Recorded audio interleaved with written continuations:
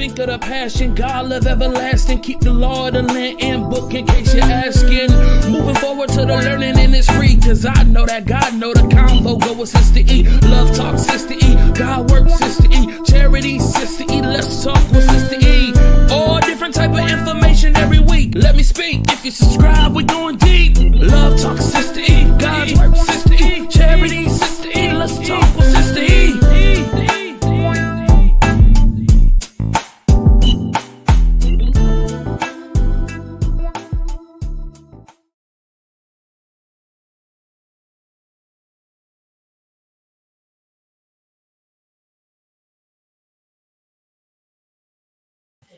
Hello, good people. My apologies for my tardiness. I try my best to close up my day at the plantation before I do this. I thought I was going to be able to close out early today because I actually logged in kind of early today for work. So I ended up I forgot about something I needed to do before I closed my day, and I had to wrap it up. And I ended up was typing fast, trying to get that report out. I was typing it so fast. I was like, please don't let it be any mistakes. Please. And I'm typing fast. I'm getting it out. And when I got it out, when I was at my last 3 pieces of my report, I looked up and it was already the time. And I said, let me message him and say, give me 5 more minutes. So I had to do that and then kind of read through it real quick and then hit send. When I hit send, I officially closed that laptop to say, I am done with work. And now it's whatever I want to do as far as my time. So,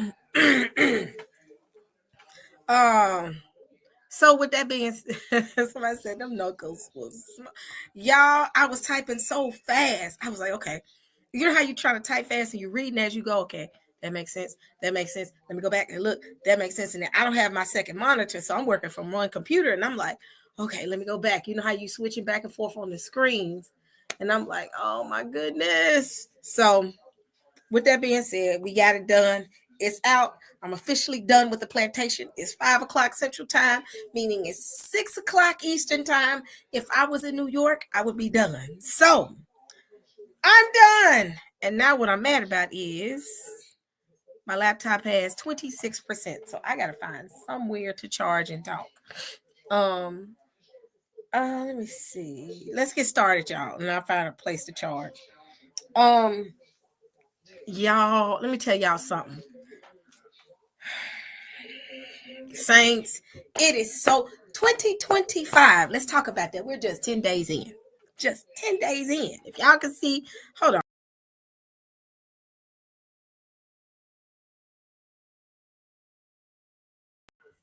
Okay, y'all. I hope my hair look good. If not, I don't care. Y'all, we are I want y'all to see the expression on my face, and I'm going to cut the camera off. We are just 10 days in. Now I cut the camera off because I look rough right now. Because I had a cap on. 10 days in. 10 days in. Look at me again. 10 days in. 10 days in. 10 days in, y'all. 10 days in, and we already popping off. 10 days in, y'all.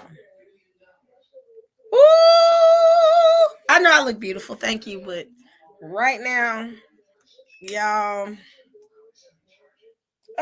we just 10 days in. 10 days in. Can we say 10 days in? 10 days in. Saints, 10 days in. That's all I got to say. I'm sitting here in sheer shock. Hold on, y'all. My ankle. I hurt my ankle, y'all. Pray for me. I hurt my ankle a couple days ago. Ooh, Saints, I'm starting this new workout.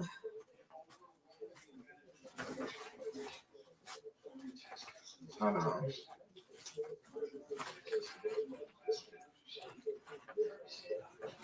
Find something, Saints. Hold on. We can get started. Hold on, y'all. Here we go. Ouch. So we 10 days in.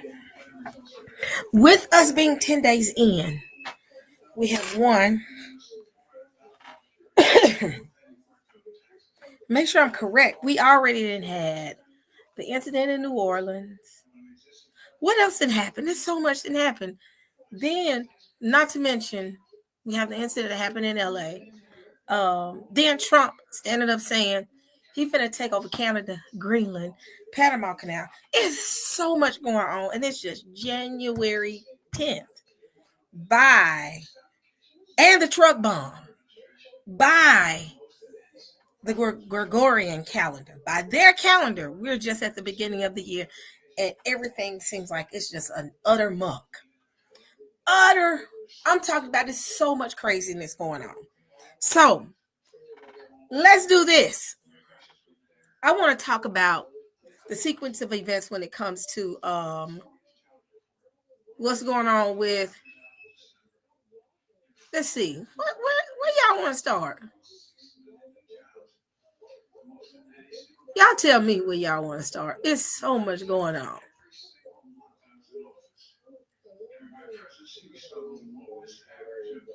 Not to mention, what's next? The inauguration. I was thinking about having a no-strike zone event. I really want to have a no-strike zone event. Because it's going to be so much going on. It's going to be so much going on.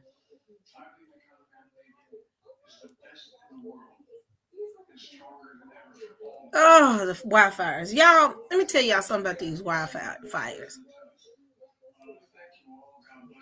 Where can I start? Let me start with a video, and then we can delve in. So, I got some videos already set aside. I don't even know where to start, y'all. It's so much going on. So much going on. I just don't know where to start. This is the first time in life where I'm like, I don't know where to start. I don't know where to start. I don't know where to start the conversation. I don't know what to say. I just know we got to talk about this. So with that being, what's interesting about these wildfires? Most of the times when we hear about wildfires, they happen around the spring. The summer. I have never heard about the wildfires happening at this time. I have never seen it like this before. Usually when we hear about something like this, it's usually around what? June, July.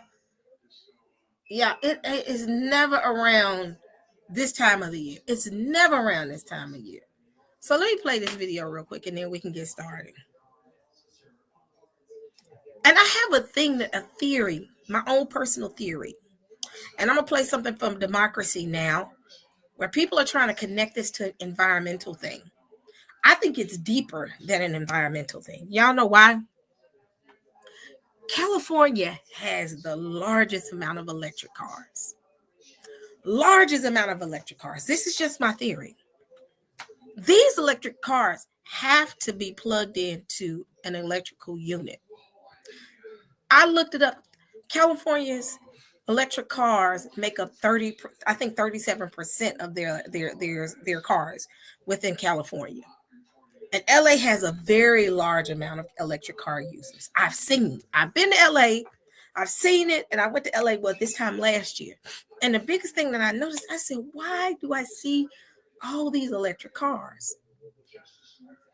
So, because they're trying to decrease gas emission, so let's bring in electric cars.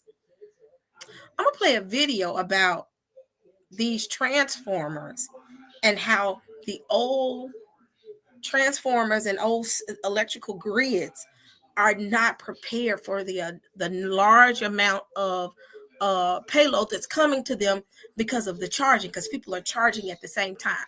And that's why I said that, man, I'm just it's just going through my head right now. I'm like, and I heard that possibly it could have been a transformer that caused the issue.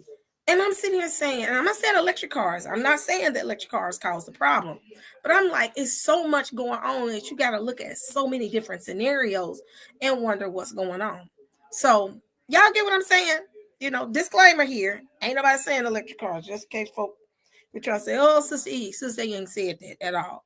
But I'm just saying, it's a lot, I think, that's going on in California that they're not. Because I saw something where somebody's talking about gas emissions. I said, wait a minute. California should have the lowest level of emissions because they're moving out of using gas cars. And in fact, you get, I think, tax breaks. You do get tax breaks if you buy an electric car. So you should see a decrease in gas emissions. So I'm saying it can't be because of that, because of unless everybody's plugging and the electrical grid is just screaming right now. Not to mention we're going into the holidays. I mean, yeah, I think the Most High is responsible, but I think the Most High has put it in the position where these people gonna pretty much do their own thing. And you end up in a position where y'all made all these decisions, you're gonna have to lay in your bed. And this is where I think, and my heart goes out to the people that are dealing with this, what's going on in LA right now. My heart definitely goes out to them. Because that's why I told y'all in the chat earlier today, or not in the chat, but I told y'all in a video, I don't celebrate things like that.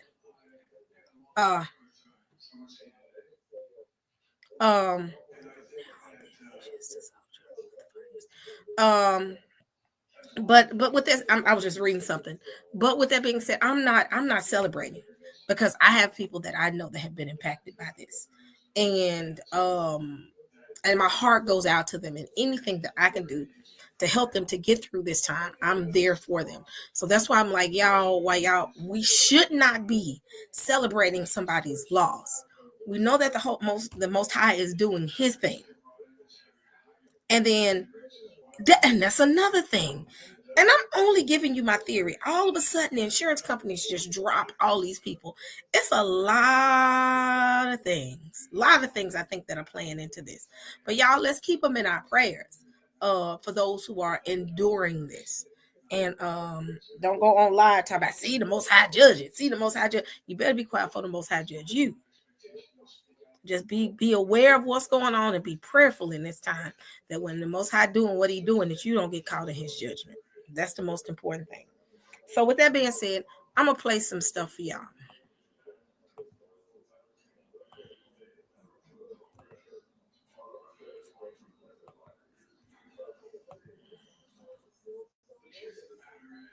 Great challenges in this world is knowing enough about a subject to think you're right. All right. Let me stop. So we're going to talk about what's going on with these insurance companies first. So let me do my fair use disclaimer. Where is my disclaimer at?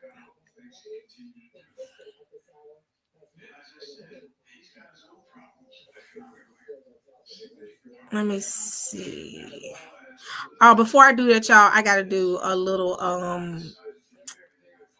let me do this real quick I'll play this video and then towards the end, when it's a larger amount of people, I'll say something about a missing kids report. So make sure I don't forget this. All right. So here it is. Copyright disclaimer under Section 107 of the Copyright Act of 1976. Allowance is made for fair use for purposes such as criticism, comment, new reporting, teaching, scholarship, education, and research. Fair use is a use permitted by copyright statute that might otherwise be infringing. Fair use.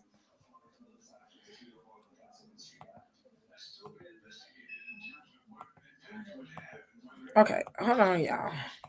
Y'all know I got a new computer, so I'm all over the place. Let me change. Here we go. Fair use. And then I'm going to play the video.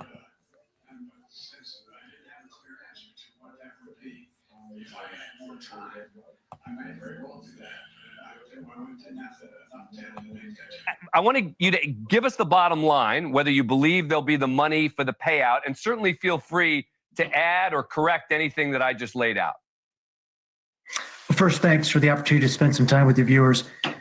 Insurance companies that are insuring homeowners and businesses in California have adequate reserves to cover claims associated with this event. Okay, that's great. The one. Yeah, two, the FAIR plan. Yeah, well, that is important news, right? So if you have insurance, you're going to make a claim. You're going to end up in a battle with the insurance companies because that's always how it works. And there's going to be some delay and it's going to be very frustrating, but they have the resources to pay the claims. However, as you point out, some number of private insurance companies have been non-renewing policies, including substantially State Farm in the Pacific Palisades area. The state of California, like 35 other states, has set up an insurer of last resort called a FAIR Plan, which is an involuntary private association of all the insurance companies writing in the state. It's not a state agency, it's not taxpayer funded, but it's required to offer an insurance policy if you can't find a private insurance policy. So because many homeowners in Pacific Palisades were non-renewed by their insurer, many of them ended up on the FAIR Plan. That explains why the FAIR Plan has about $5.89 billion in exposure just in Pacific Palisades. The other reason that number is so big is because the average home value in Pacific Palisades is about $3.5 million. So both the policy numbers and the amount of the value of the home has created a significant and substantial exposure for the FAIR Plan. Can we say at this moment that the FAIR Plan has inadequate reserves and inadequate reinsurance to cover claims? No, we don't know that. What we do know, though, is they have about $200 million in reserves, $2.5 billion in reinsurance. And if they blow through that, state law allows them first to assess all the private insurers up to $1 billion, not each, but collectively, to further cover any losses the FAIR Plan has. But then after that, under an order that was issued last year, the FAIR Plan can get permission to then assess through the private insurers all policyholders in California. So the bottom line is, if you have a FAIR Plan policy, you're going to get, and your home is destroyed or damaged, the FAIR Plan has either enough resources directly or the ability to assess to cover those claims. All right. However, it's going to be a rude awakening for many Californians if in fact they get assessed because the FAIR Plan doesn't have enough money. Right. All right, Dave Jones, that was very important context, really well laid out in a succinct way. I appreciate it. I wish I had more time with you. Thanks for watching. Go to joinnn.com to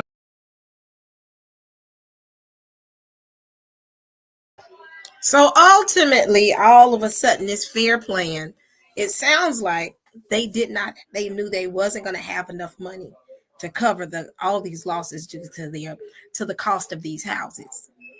$3.5 million houses, $7 million houses. And we're not talking about over a small segment, like one little small neighborhood. I think, and I have it right here.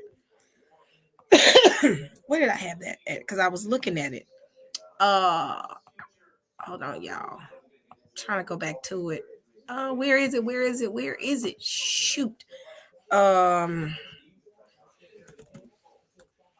think Pacific Palisade is 200,000 acres. They said literally that area is the size of Manhattan, just about. So with that being said, you're talking about houses in an area, just that area alone, the size of Manhattan, being destroyed. And these houses are not cheap houses. Not cheap houses. So what they're saying is they got the money, but we ain't got enough money to cover all the expenses, and they knew it. And it seems like, from my standpoint, sounds like they were just dropping people. And also I heard that there were other issues going on where the insurance companies started noticing things that they considered to be a hazard or concern in that area that made them say, we're getting ready to drop y'all. It's just so very interesting to hear this. Let me go back to democracy now. So there was a guy who worked for NASA, and I'm gonna just go straight to it now. For some reason it didn't save, but that's fine. I can go to it. Democracy now. Hopefully she doesn't flag me, but if she does, that's fine, y'all. Go to Democracy Now and watch this. So there was Now with Democracy Now, it was this guy. His name is Peter Klamesh. He fled LA due to his fear of wildfires. So I'm gonna play this video real quick. Fair use.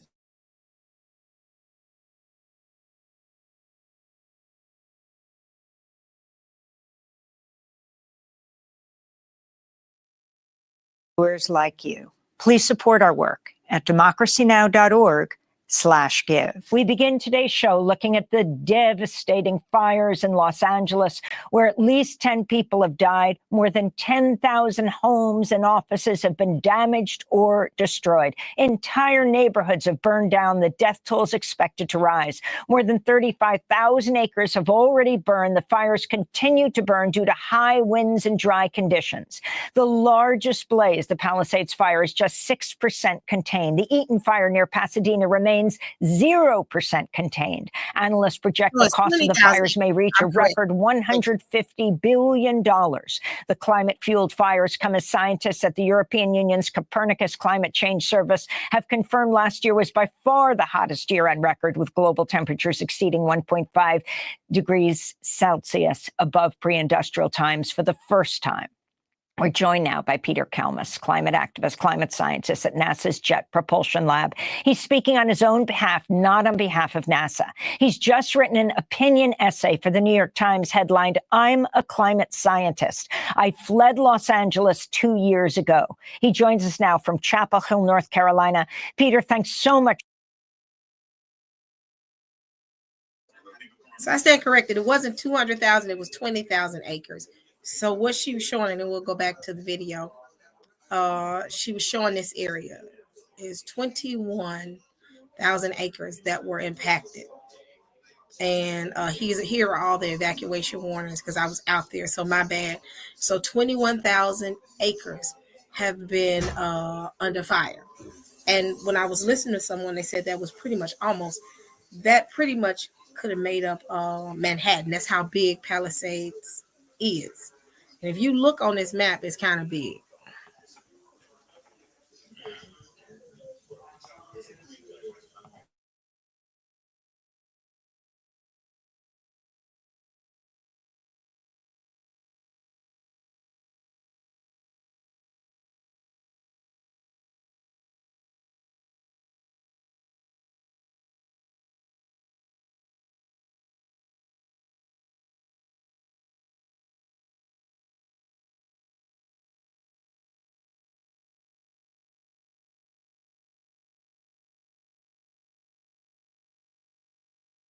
To spread disinformation.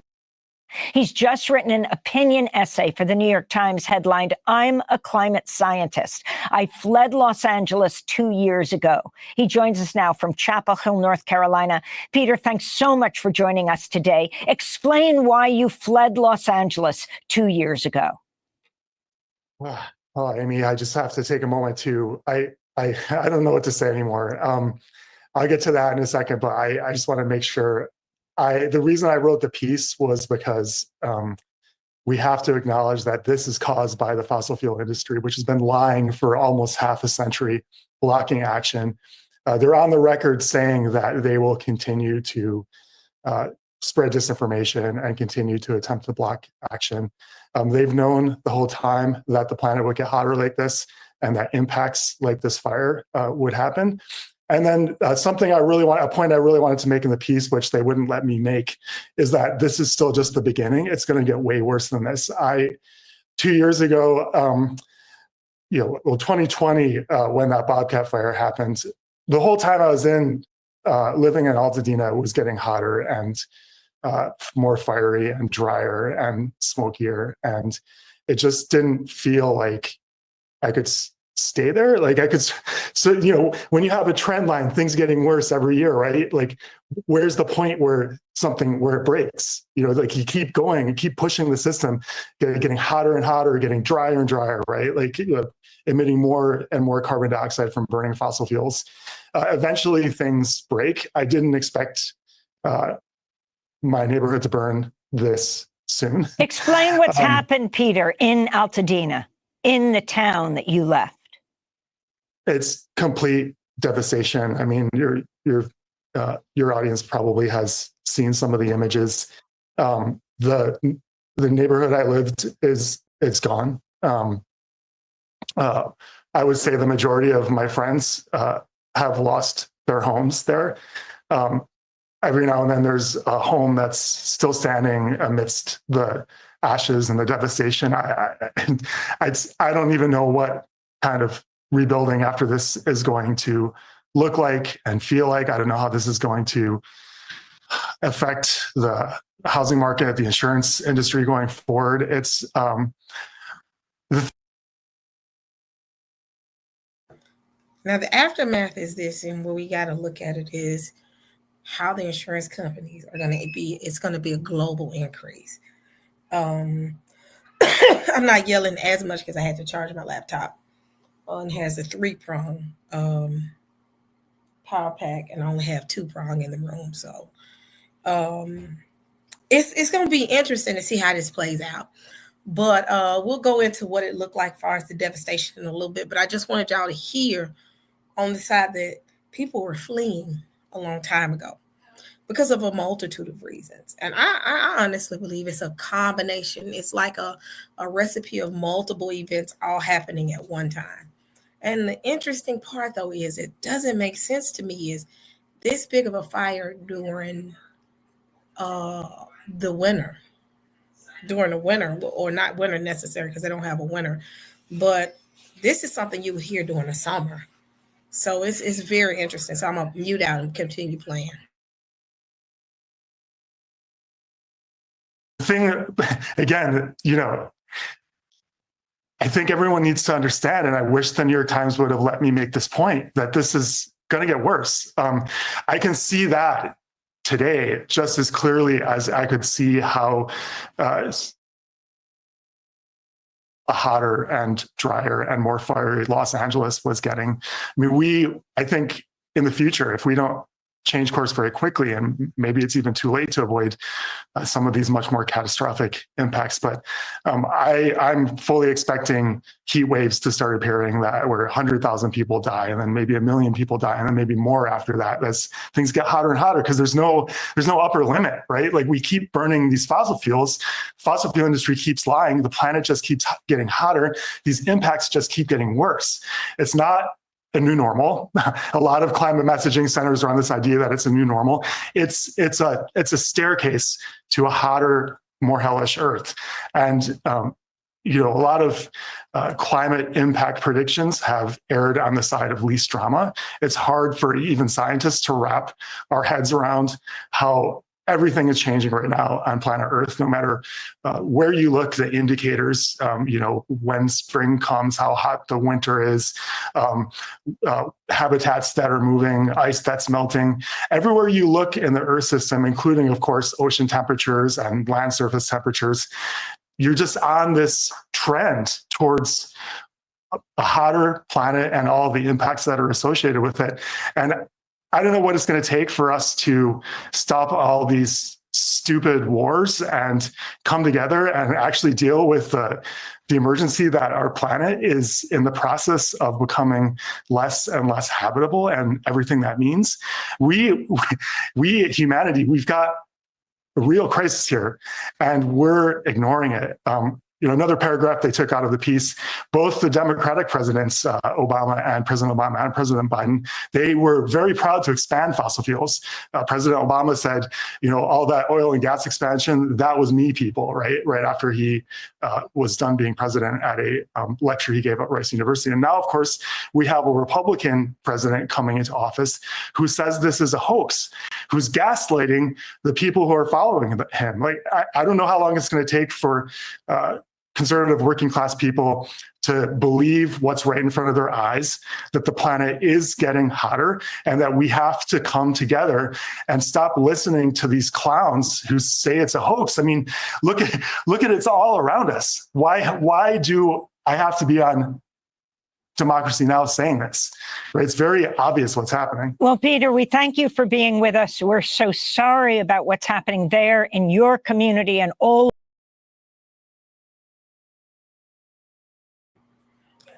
One thing I do like is I like watching Democracy Now. That's the news that I go to because I get a lot of good information from her news channel. But with that being said, it's just interesting, and I really believe it does have something to do with fossil fuel. I think it's a bunch of things. I think it's a bunch of elements.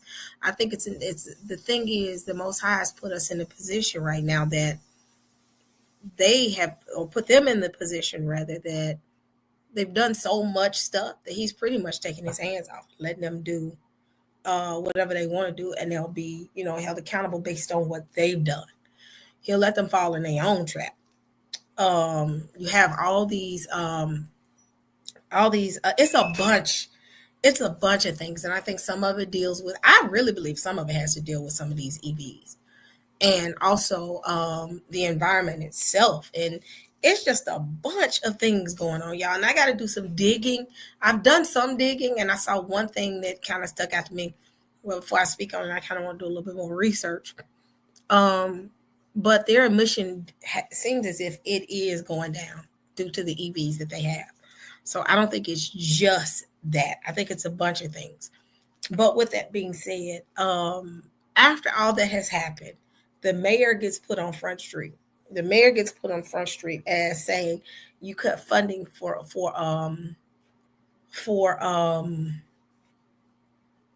with the fire department. So they were in a literal position where they had to literally watch houses burn. They couldn't do anything because they had poor water pressure, and some hydrants didn't even have any water. And yet and still, it was just crazy. And I was sitting there, I was watching it, and I'm sitting here. Yep, most people don't realize those EVs cause a lot of problems.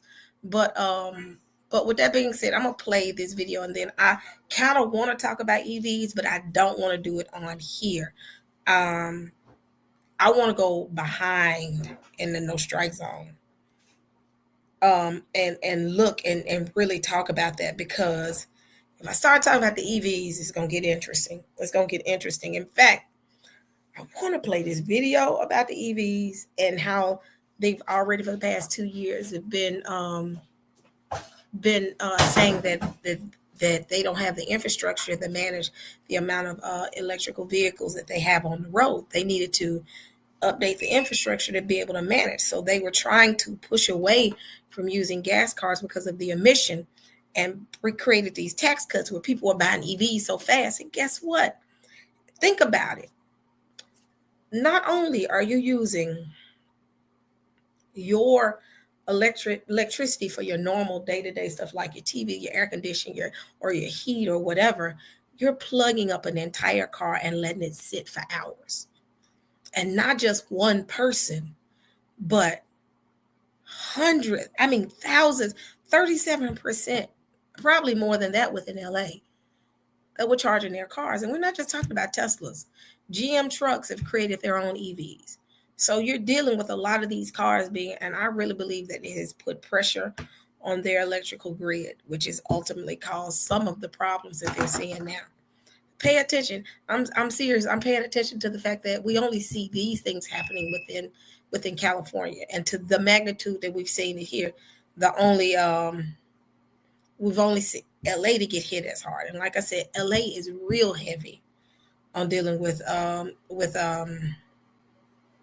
EVs. Then too, you brought up a great point. I saw that today. They said that the computing power for artificial intelligence also has strained the power grid. So you got all this AI, computing power to generate AI, pulling on the grid as well. So I think in a lot of cases, it's that grid that they're pushing on to do certain things. And it can't stop the fires. So I'm sitting here, how can you not stop the fires? They can't stop the fires. So it's just interesting. Let me go to my next one, and I'm gonna go behind the no strike zone for us to talk about the EVs, because they will shut it down quickly. We might need to do a no strike zone soon. I haven't done one in a while. I haven't done one in a while. Don't say that I'm a Memphis girl to my heart. That's scary right there. I'm in Memphis right now as we speak. So hold on. Go to my next video. And then I'm trying to wait. Hold on. I'm trying to allow my computer to charge.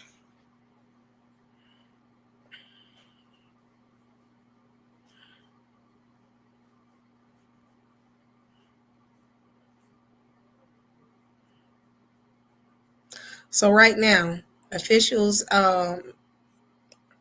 these are the areas. Hold on, internet. These are the areas right now that have been impacted by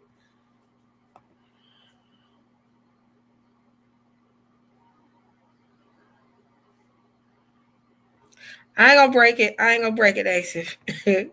I'm just trying to get used to it. Hold on. This is the running estimate right now. The total emergency response is 13,000. 98 wildfires, 35,000 acres burned, 9 fatalities, 12,300 structures destroyed. Y'all realize that Manhattan is only 14,000 acres. So that would be Manhattan plus possibly some of Brooklyn and probably all of Brooklyn. But you're talking about more than the size of Manhattan under fire. That's how serious it is. It's not a small segment. So I think these are old stats. These are coming from, they might be. Oh, no. Hold on 1 second. Hold on, y'all. Hold on.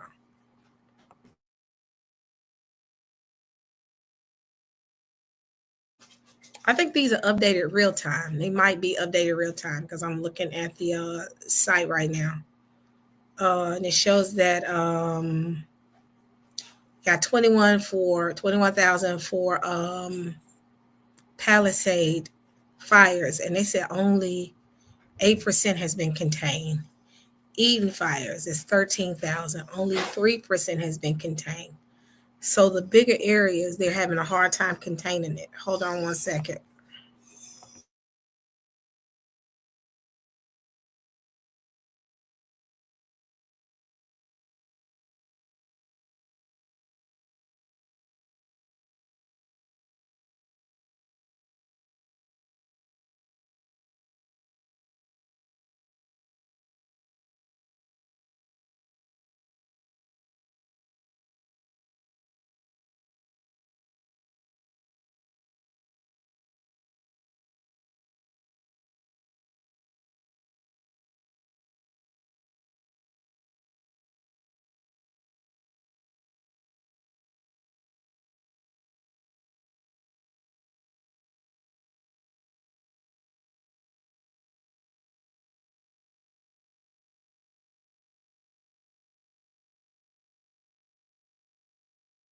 So they're not able to contain this as fast as they would. Only 8% of Palisade has been contained. The fires have been contained.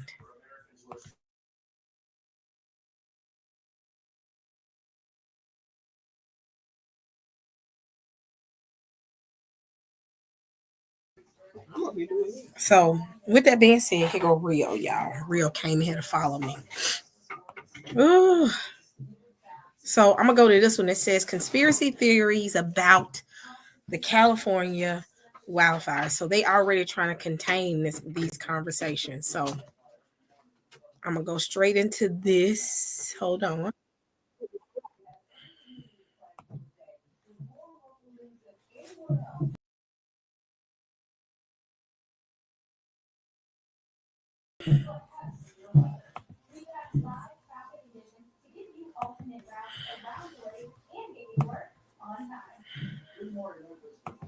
With the insurance industry, Florida getting a taste of this, what's going to happen? I mean, this was already an industry in crisis, and then you add on what is just a traumatic tragedy that is still happening. I mean, there were already insurance companies that were pulling out of some zip codes that a lot of folks who might not even have insurance this morning when they're waking up here. California coming in with a sort of an insurer of last resort that will be tested for sure. And then people around the rest of the country have noticed their own insurance premiums rising. This isn't just a California or a Florida story where we're talking about extreme weather. Everyone's insurance rates, premiums have been rising for a few years. So this is I would say, a tipping point for insurance, no question. This math is just impossible math. In California, over the past decade, insurers, for every dollar in premiums they collected, they paid out $1.08. That just doesn't work. So, Andrew, let's get you in on this. As you talk to business leaders, industry leaders, how do they see this going? Because it does feel like we're entering a new era.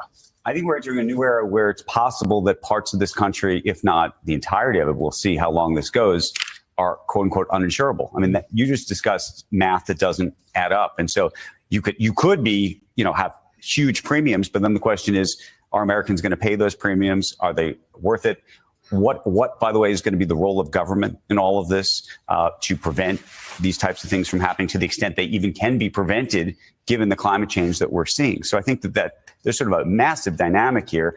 This on the insurable losses, by the way, is now probably up to about $20 billion. Mm-hmm. But then in total, we're talking about maybe something on the order of $150 billion of losses. Now, part of that's because some of these homes obviously were super valuable, given that they were on the coast and the like. But there's going to be a huge ramification from this. And then we haven't even talked about the business ramifications just of what's going to happen in California, whether people are going to stay in California, what the next even several weeks or months or years are going to look like. I mean, I think there's going to be a lot of conversation, unfortunately, not just about the human toll, which obviously is so great, but the economic one for the whole country.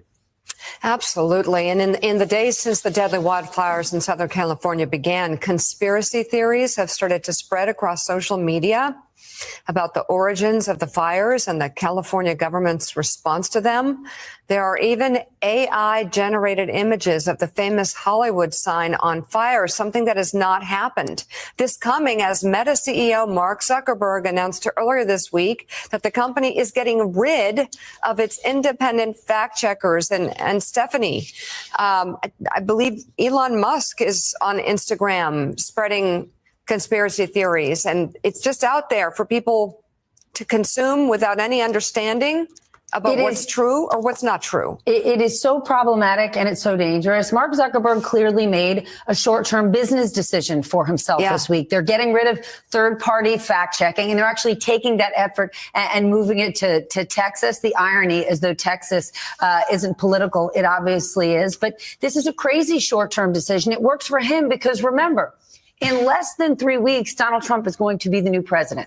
So if Mark Zuckerberg no longer has, quote unquote, the onus on him to mark your tweets or your Instagram posts, your Facebook posts, to take them down if they are not true, to mark them. Now he doesn't have to do that, because he would have to do that if he hadn't changed these rules, and that would put him at odds with the president. The question is going to be, though, Mika, for users, right? We have to remember, at the end of the day, if Mark Zuckerberg and all these business leaders make business decisions to make money, remember, we're the ones who use the product. So no longer is there fact checking. And remember, they also rolled back the rules on hate speech.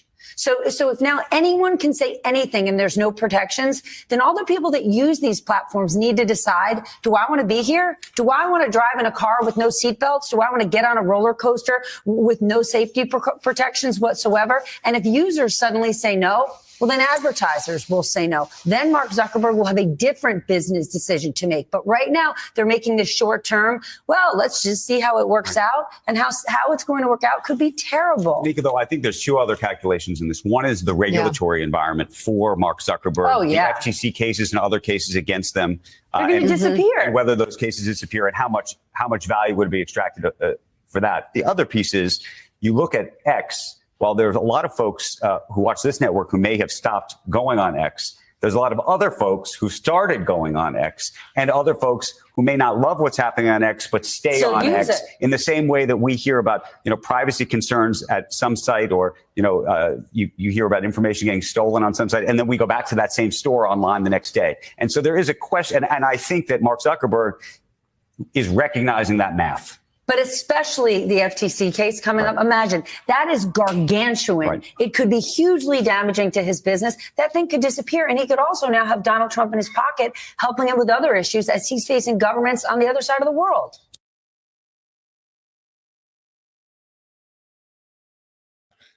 My brother Gardis, welcome.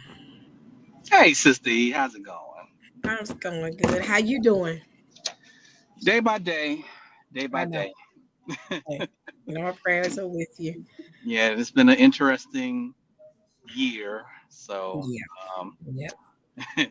So, yesterday was the 1 year anniversary. No, Wednesday was the 1 year anniversary for me. Oh, so, yeah. My dad. So 2024 was not a good year for neither one of us. Oh, it was horrible. I tell people, I said 2024 beat the brakes off of me, but I'm gonna tell you something. God blessed, and He provided, and He kept me through it. Oh, yeah. But it was a time. It was a process. But what are your thoughts with all of this stuff that's going on, with what's going on in LA? Ooh, you know what? It's so funny. I just came from my barber. I got on your channel and I was like, I didn't know what you was talking about because I just got on the road and you were like, do you want to get on? I'm like, all right, well, let me see what she's talking about. So are we talking about the fires in LA? Because I don't know. I don't know how to process that yet. I'm talking about that plus Trump talking about he finna annex Canada. That's the next part of the conversation. Yeah. So Canada, that's an interesting thing because Trump's been having this tariff war, and it's so funny. It's like in the first administration, he just had a tariff war with China. Now it's like tariff wars with everybody: Mexico, Canada, and these are our two biggest trading partners. And I'm not sure if he or somebody in his administration, they don't understand, like, did you learn from the China tariffs that's going to cause an economic disaster? Now we're going to have economic war with our two biggest trading partners. And he really wants to do that? Like, does he even understand the ramifications of this? And I don't know what it is with Canada that he has a bone to pick with. Maybe it might be Trudeau, but Trudeau is basically he's not running for election. He's stepping down. So I think they want to bring in a candidate that they could that could be a puppet to the United States, because he kept talking about that Canada should be the 51st state, and I thought that was pretty interesting. That sounds like annexation to me. I mean, seems like Trump wants to relive the War 1812 again. And we can go into that because we cannot forget about, also he said he wants payment on the Panama Canal as well. So it's like a multitude of things that's going on when it comes to the annexation of Canada. Because and I don't know if you said that, but didn't the president for Canada, Trudeau, I always mess his last name up, he stepped down, or he's stepping down? Yeah, Trudeau. He's the prime minister. Yeah, the prime minister. But basically, he's kind of like the guy in power. But no, he's basically stepping down, and he's not gonna run for re-election, I guess, because I think his term is up. But yeah, I think Trudeau has made enemies with several countries, India, China, several countries, and I think one of the things that may have drawn Trump's ire was the fact that the European Union they've been kind of like making these deals with China, and that doesn't sit well with Trump administration, nor anybody here, for that matter, because they've been getting gas from us since we told them not to buy from the Russians anymore, but now they're making this deal with China, and now this is pissing off a lot of people, a lot of the gas companies that's stationed out here. So maybe that might be it. I'm not sure. What do you think this is going to be as far as 2025? with him coming into office. This is gonna be an interesting. I got a feeling it's gonna be almost like COVID. I mean, I think it's gonna be like that. That's how crazy I think it's gonna be. Well, obviously, if he's serious about following through on these tariff things, prices are going to go significantly go up. So, I mean, we're already paying an arm and a leg for food. So expect everything else to go up, because looking at our nation, looking at our economy, we really don't manufacture a lot of things that we use. Most of our stuff is imported. So if you're talking about, having tariff wars with countries that we get all our imports from, then that spells nothing but trouble. Yep, so it does. It would be different if we were producing a lot of stuff, but technically we really not. So I don't know what his end game is with this whole thing, but what I'm seeing, and I may be wrong, what I'm seeing is there's gonna be a lot more poor people, a lot more people in poverty after, if he continues on this road.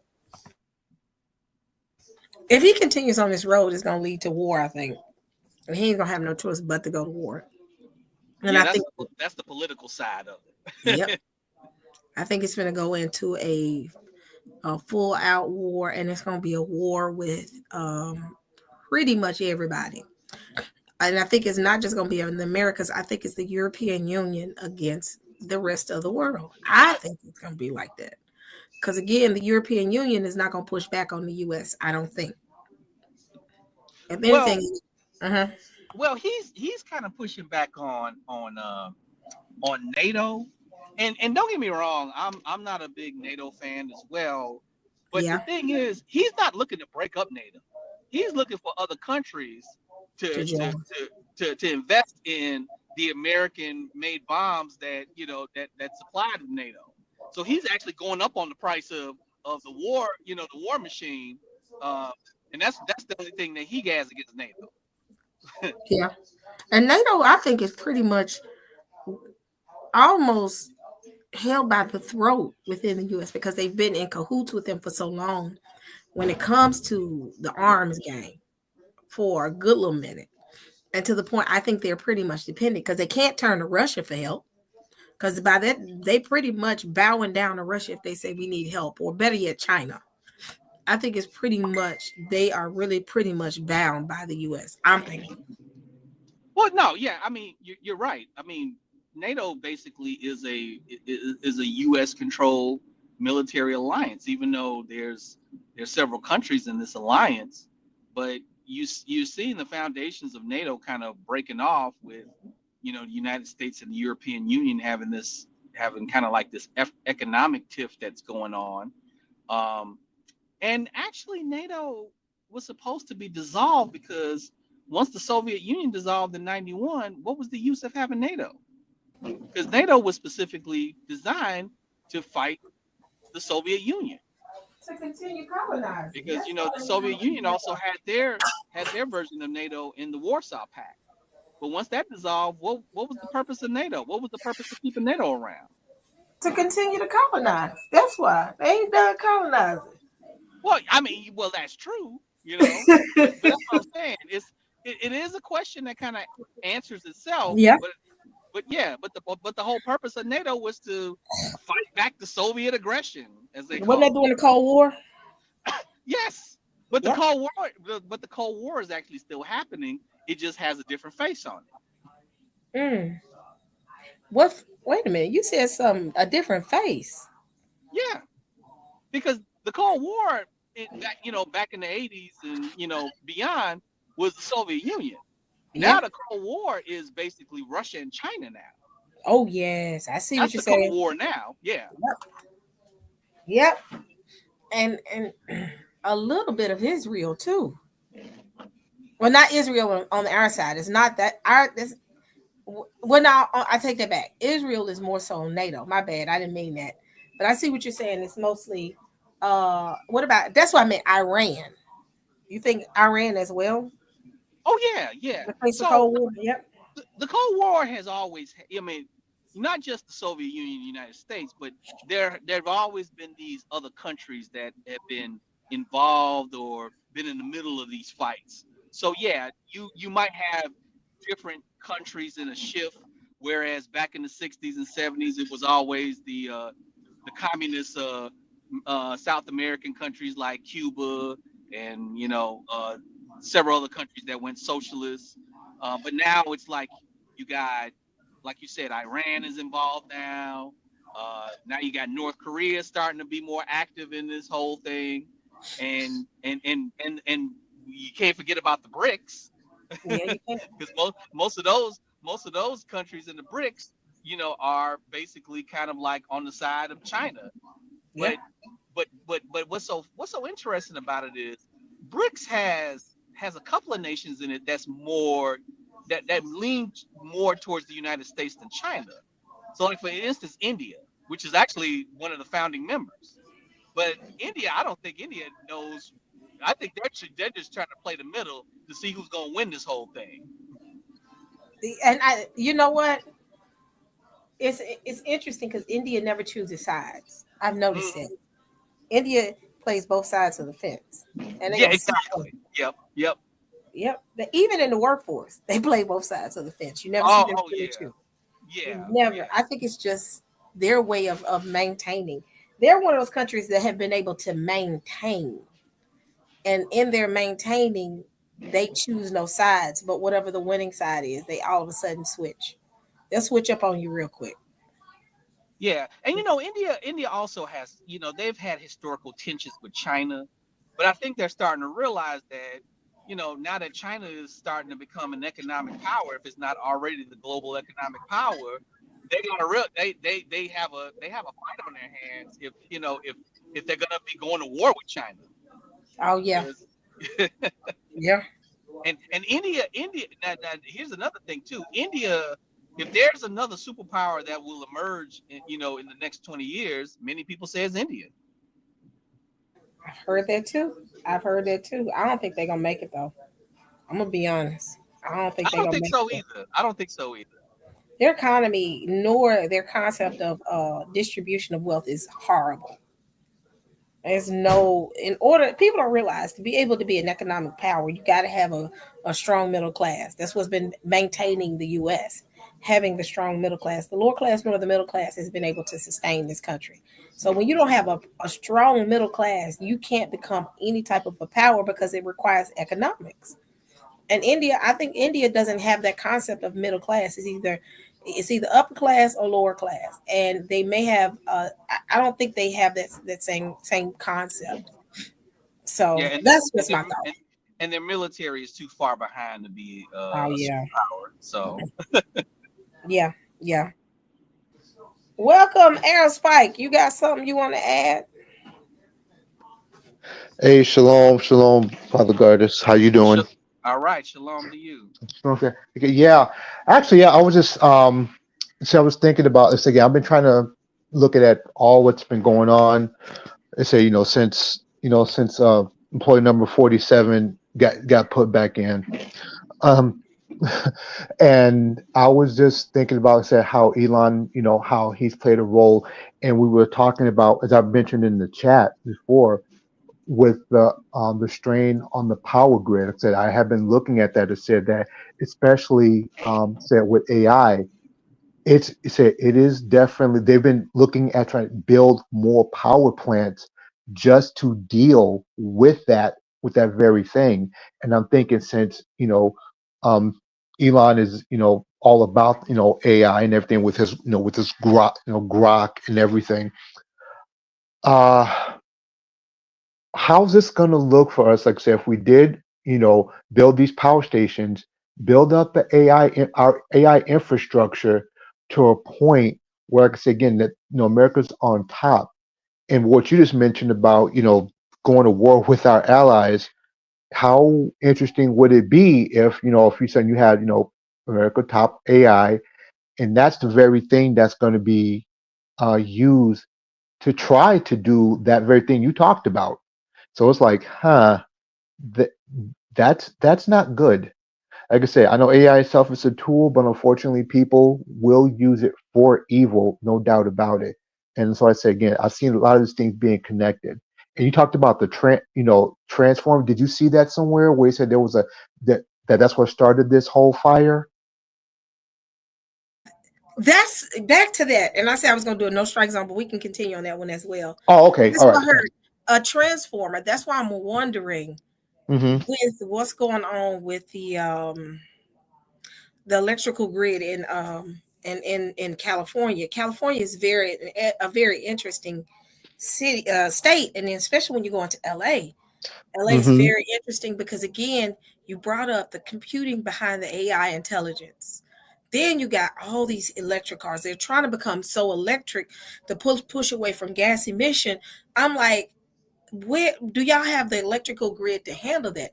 And in fact, they said they do not have the infrastructure to manage this much. So the payload is just ridiculous right now. So it wouldn't shock me that it has something to do with that. Yeah. Yeah, it's way too much. Again, I've seen, like I said, these startups saying, hey, we're gonna have charging stations for cars and stuff like that. These are just coming up, but it's like, how?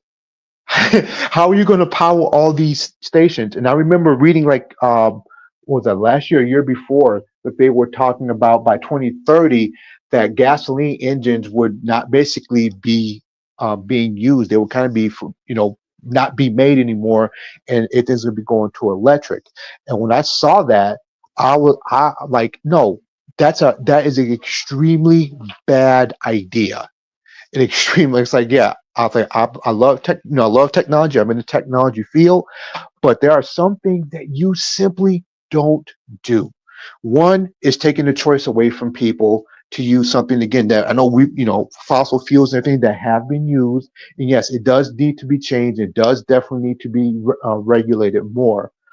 But to have people, get in the cars that, as we've seen, the technology really is not there. The battery technology is not there, quite there yet. Because you saw what happened. I believe this was 2022. Do you remember when all those Teslas, we had that ice storm that happened, and the Teslas that were frozen? Yep, I remember that. Yeah, I'm like, yeah. Now imagine that on,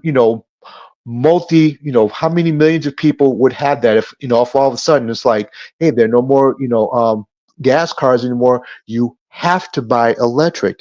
And I say, okay, let's add it to something else that they've been trying to do. You've seen China with their social credit scores. How sway would it be to be like, hey, you didn't follow this particular rule, you will not be able to charge your car. Now you can't go anywhere. So I'm like, that's just too much power for to say like, hey, now we can control the electricity, and we won't get electricity. You will not have a car. You will not be able to do anything unless you do X, Y, and Z. So I'm like, no. And go back to the infrastructure part. So yeah, it would take decades to build up an infrastructure to support anything like that. If they didn't do what I was mentioning, it would take decades to build something like that up. We don't have it right now. And the thing is, I'm gonna play this report, and I was listening to this other guy. He talked about how, and let me play the video first, and I'll let y'all hear it and tell me what y'all thoughts are. Hold on. Oh, hold on. So y'all, I'm trying to get used to this. Share.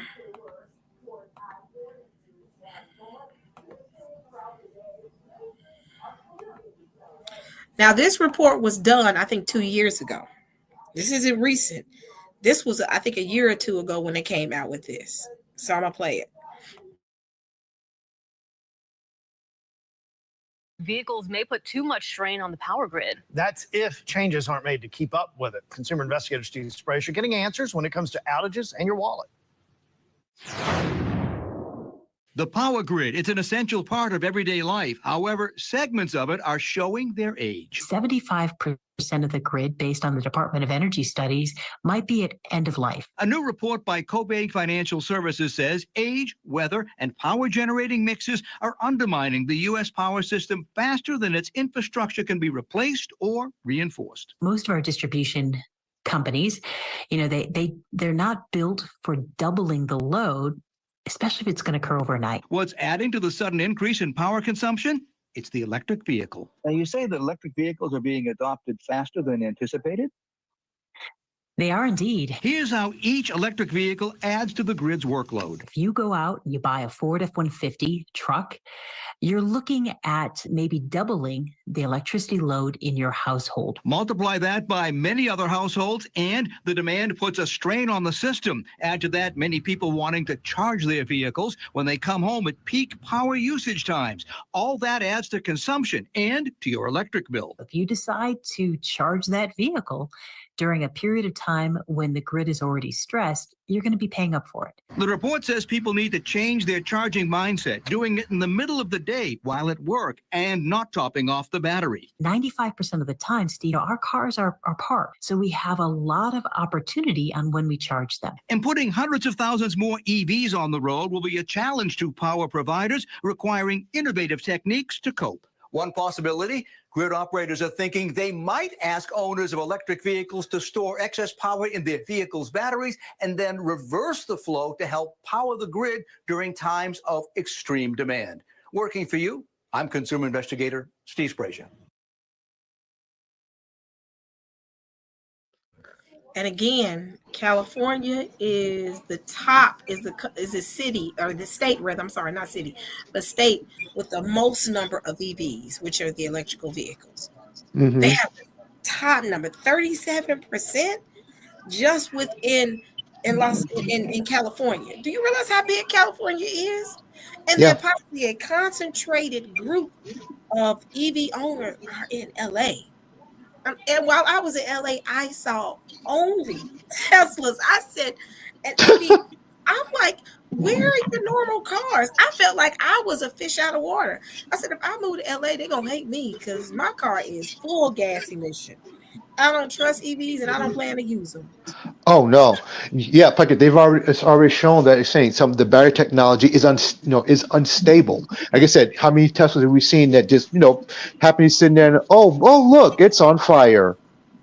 Out of nowhere, just boom, catches on fire, and it's like, what in the world? So you be sitting in your car and the thing just catches fire for no apparent reason. There's design issues with these vehicles still. So it's like, no, we cannot go all electric. We cannot be the Jetsons. That's not going to happen. Like I said, they've been talking about having this all. They've already started designing, especially in China. All electric VTOLs, vertical takeoff and landing craft. Basically, they're flying taxis. That's already being done. But again, they're like, oh, we should do that here. I'm like, how? Yep. What infrastructure do you have to set up safety-wise? You think these things are going to? Oh, they're always going to stay in the air and they will never fall. Yes, the heck they will. Gonna be running. Yeah. There wasn't a story not too long ago about a guy who was going to the airport. It was a self-driving car, and it just kept going in circles. And I think he missed his flight or something like that. I think so. Yeah, they say again. Yeah, they like I said the artificial intelligence or that they were using for that for sign recognition and computer vision. There's still too many bugs. There's still too many variables. There's still too many unknowns. You can't, so there it's really not ready for prime time yet to do it. I mean, I understand people say, hey, I don't want to drive. I want to get in the car, tell it to where I want to go, sit back, and read my paper and drink my Starbucks. But in reality, we can't do that. We simply cannot do those things yet. And like I said, and it wouldn't be and they said it wouldn't surprise me if again they start making more legislation to say, oh yeah, we're going to eliminate gas vehicles and things that of that nature. And it's like you're going to have a fight on your hands because people will be like, I'm not getting rid of my Cadillac. It's not happening. And think about it though. They're talking about, and the thing is, it's not the issue with the car. Since I've had a Tesla since 2020 and I've had no real issues. It's not really the issue with the car. It's the amount of electricity that it's pulling to be able to charge these cars. All these charging stations and all these charging locations and then at home charging and all this. And I'm like, where are how is this pulling on the payload or within the electrical grid? How is it pulling on that? Right. Exactly. It's way too much. It's way too much for our grid right now. I mean, literally, to power for what they're talking about, you would literally have to build multiple power plants to do this.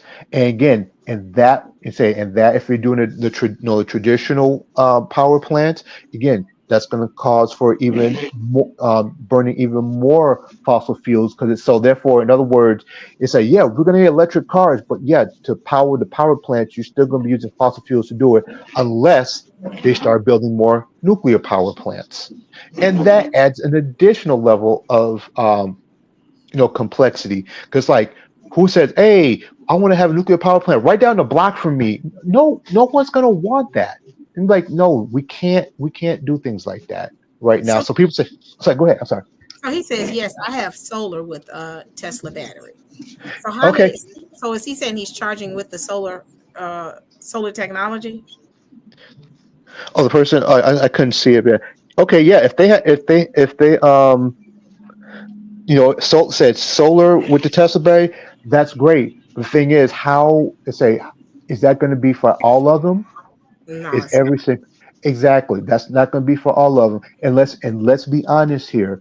For the type of technology they use for Teslas, I don't know how many working poor are going to be able to afford a car like that.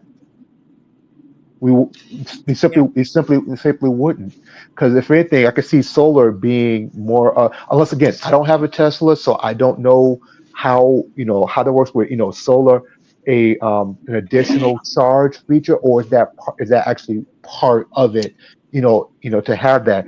But even with that, with solar power, you have to think about. Okay, I saw a picture on TikTok today. You have these solar farms out there, and especially like in California, Arizona, New Mexico, where it's a lot more sun and everything. Yeah, that's out there. Come to the Midwest. It's cold outside and cloudy, and when we have hailstorms, what's going to happen to those solar panels? I saw a picture today. There were solar panels. It was like off of a solar farm or what, but they had holes all in them because from the hail. They just smash right through them. I mean, yeah, it's basically glass. It's it's silicon. But how many percentage are using the solar option? Because again, obviously California sees a concern because they're saying that if you plug these into these charging stations, it's going to pull from the electrical grid. Mm-hmm. All the charging stations are not driven by solar. Right. So you're talking. You have to be able to build. Way to, first of all, if you did have a solar plant, you know what I'm saying, you would have to have a place where it's pretty much sunny.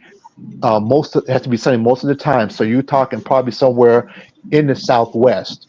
And then have to be able to find a way to efficiently distribute the energy from that small area to the rest of the country. Because again, a lot of places, I think about Seattle, Washington, where it's cloudy most of the time because again, the further north you go, the colder it gets, the more in the mountains over there, the more cloud cover there is. So having a solar farm there would not be efficient. It will work. So you would have to still have that energy piped in if they were somehow to eliminate plants that were using coal. Yeah, exactly. So I'm like, solar is great. And another one where they tried to do it was having orbiting solar panels, that's beaming solar energy via microwave to a ground station and distribute it that way. But even then, you're still going to run into problems. Like I said, what about weather patterns? How that disrupt the microwave, and what does that do to the atmosphere? These are still microwaves. Microwaves heats up water. What's it going to do to the atmosphere? So you still run into a problem. Yep. Yeah, and I think the brother Aerospike, yes, he mentioned it earlier about infrastructure. These these technologies that are being presented is not being built at the rate that the infrastructure is being built. Correct. Because we're still using old infrastructure. Mm-hmm. And I think about why the chip manufacturing business is so important, and why there's only a few places, and mainly, Taiwan is the only place that can mass produce, modern day chips, because Yep. of the fact that, they're one of the few places, if not the only place on this earth, that have the infrastructure to kind of do that. And but you see a country like China, and this is why they're such, technologically dangerous, because of the fact that they understand the issue that they're having with mass producing chips.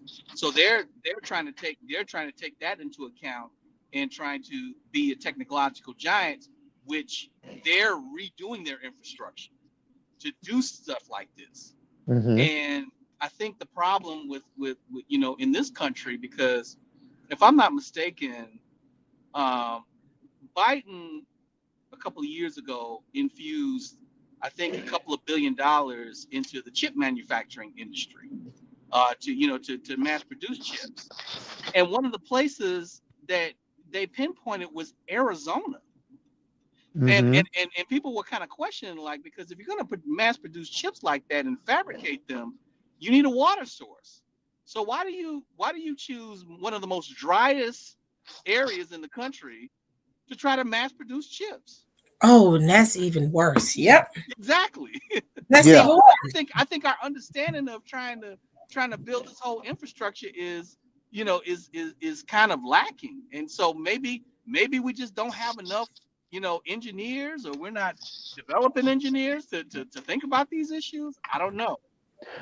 No, they want to, like I said, that's why they're trying to look at other countries that, like Elon was talking about, bringing other people like who are smarter than, supposed to be smarter than, people over here, to figure, to work on those things, especially software stuff.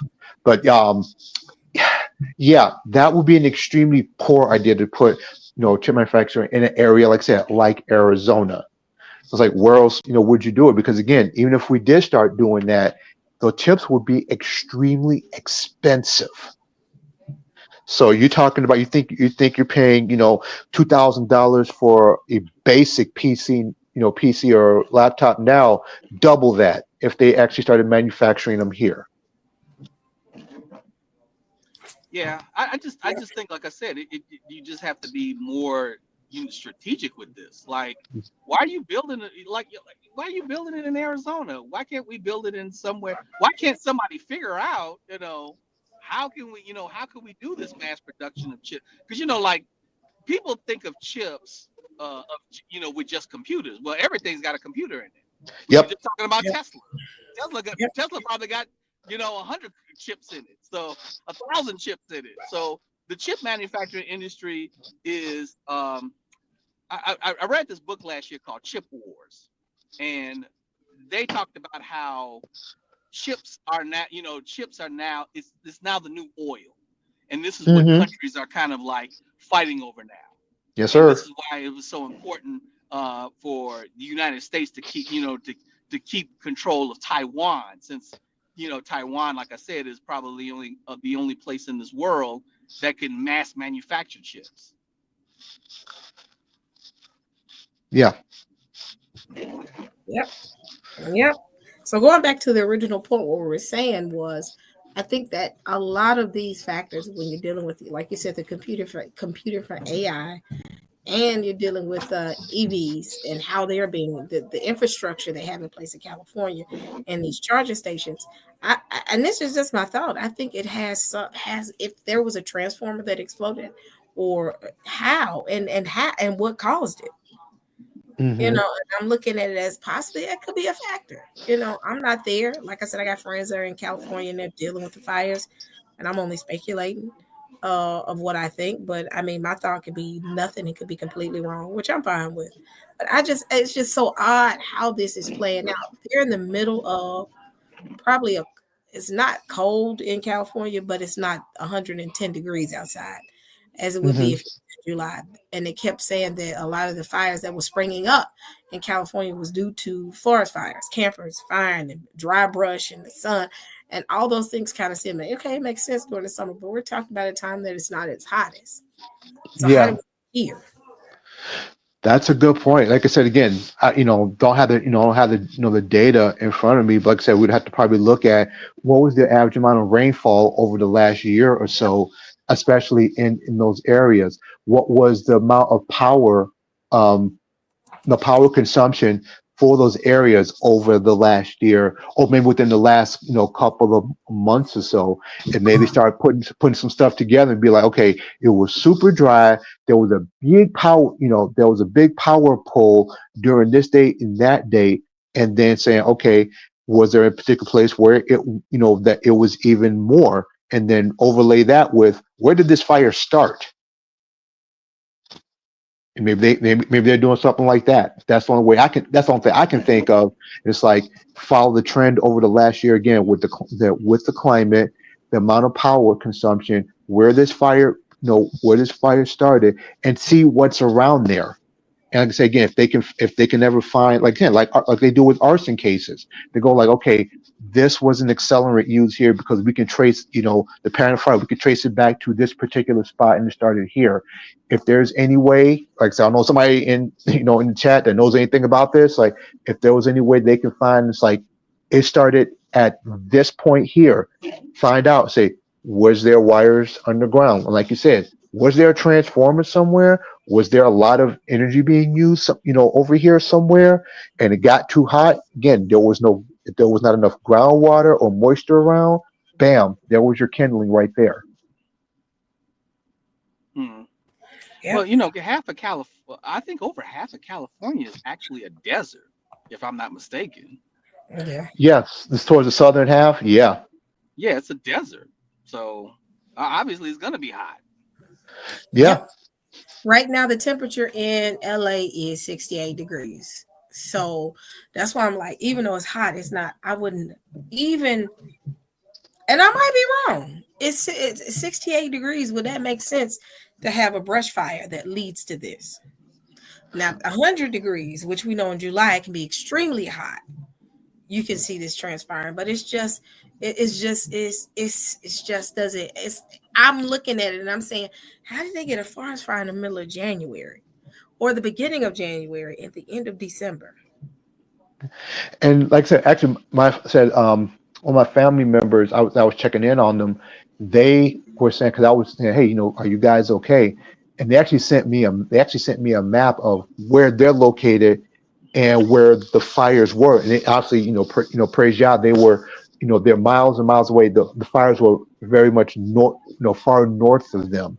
And so I'm not sure if those areas where I say it had a lot of trees and everything. So again, if it has not been raining much, even though I said, even the southern part of California might be desert, in those areas, there will still be some amount of moisture. So if it hasn't been raining, those trees and stuff or brush that could have been extremely dry. So let's say again, if there's a lot of hot weather coming from the south, from that desert region, and drying out that place, again, there you go.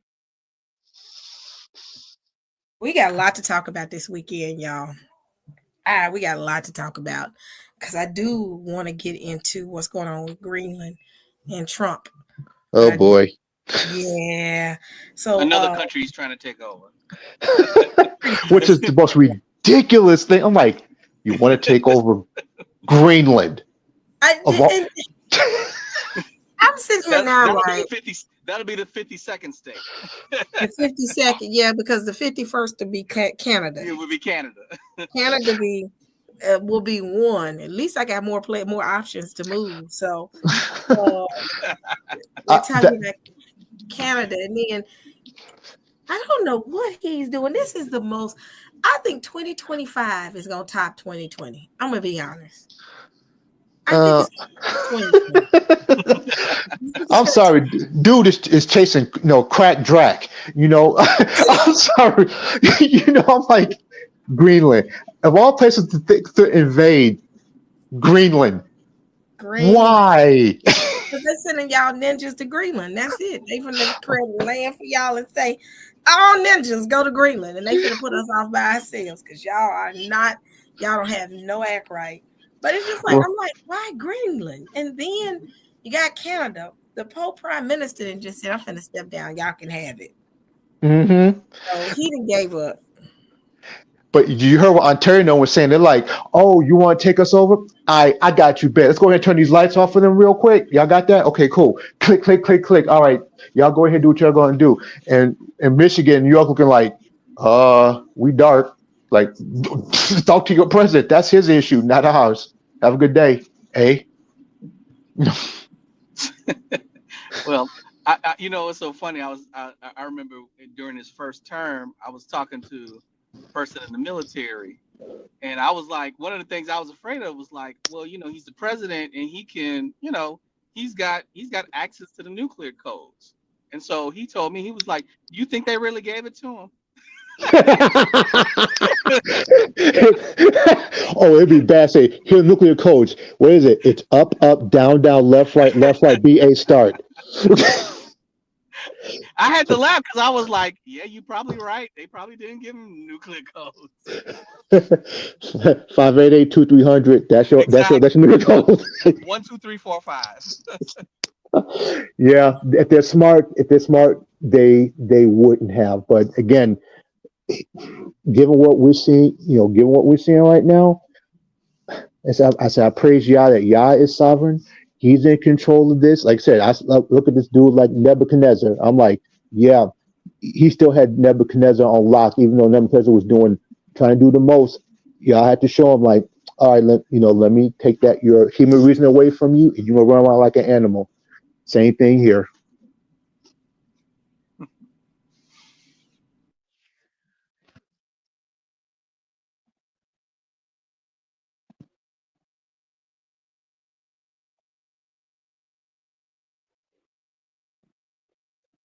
Oh, E, you muted.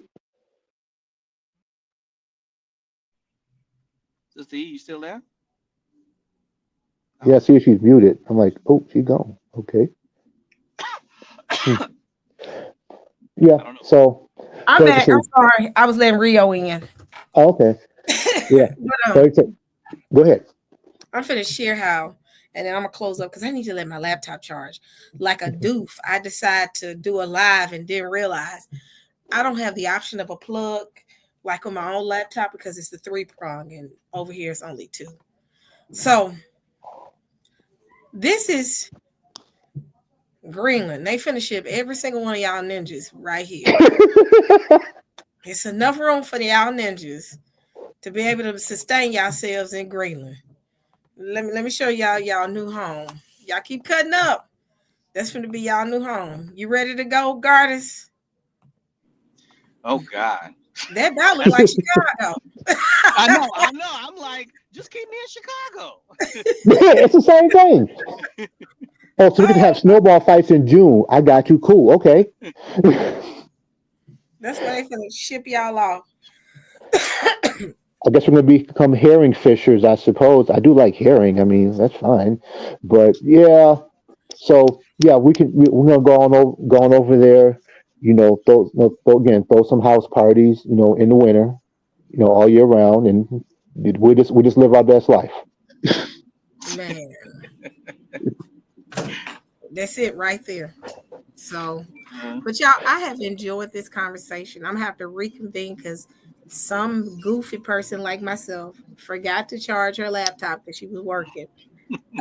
So we can continue on this conversation. Plus, my house is getting louder and louder and louder. My mom is gonna be hungry in a minute, so that means I'm gonna have to cook really quick.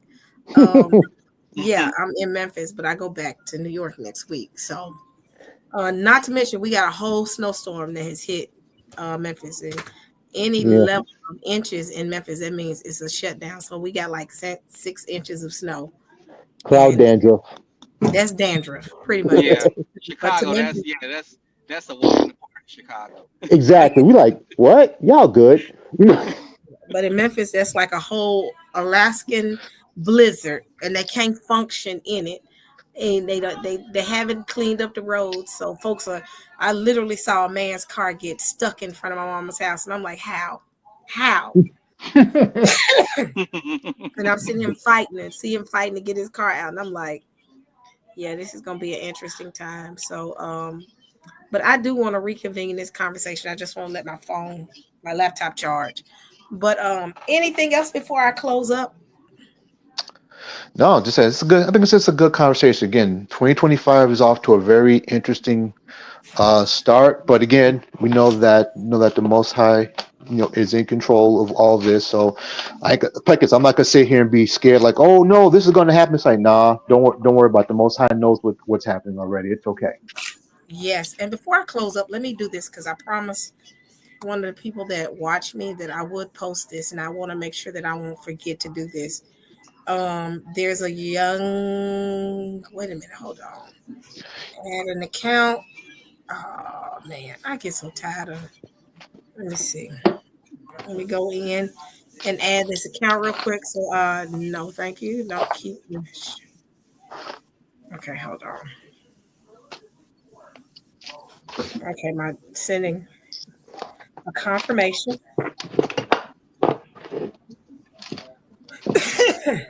All right, not now. Oh yeah. Hold on. So okay, so all right, yeah, I'm gonna share this screen. One of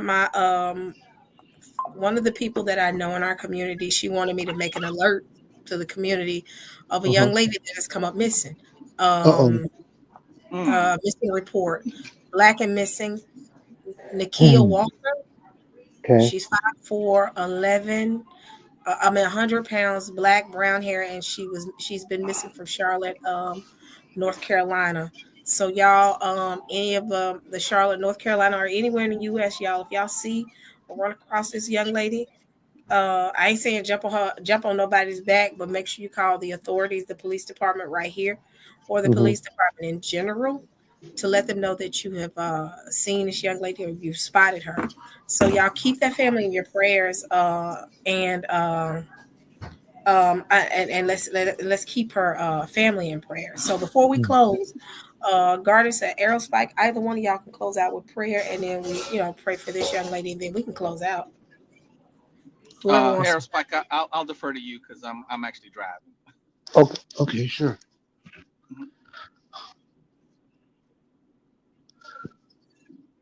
Abba Yah, Father, in the name of Yeshua, your Son, the Messiah. First of all, we give you the praise and the glory, Father, for everything, Father. Know that you are sovereign and that you sit on the throne of eternity, Father, and that nothing happens apart from your will, Father, that all things are done for you and by you. Father, right now, we just ask, first of all, for your mercy upon your people.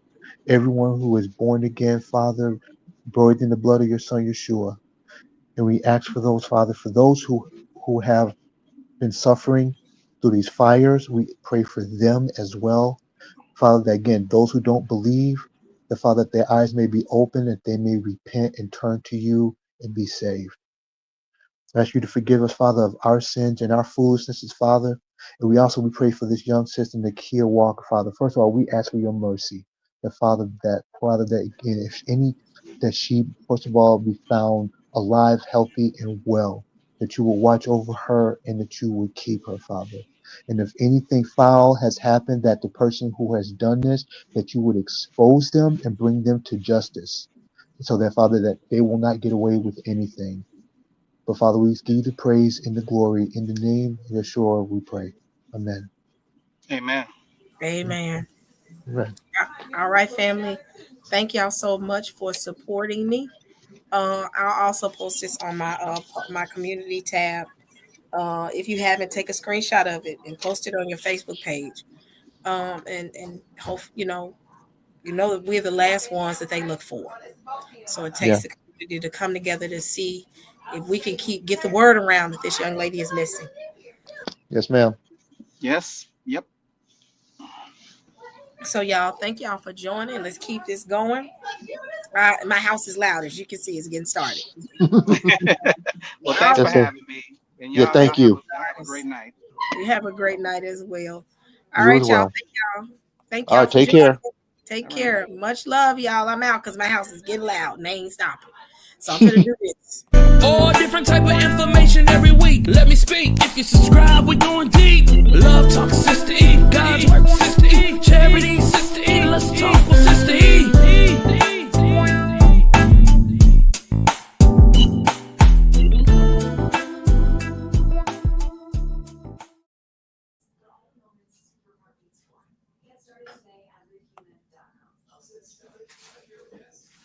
All different type of information every week. Let me speak. If you subscribe, we're going deep. Love Talk Sister E. God's Work Sister E. Charity Sister E. Let's talk.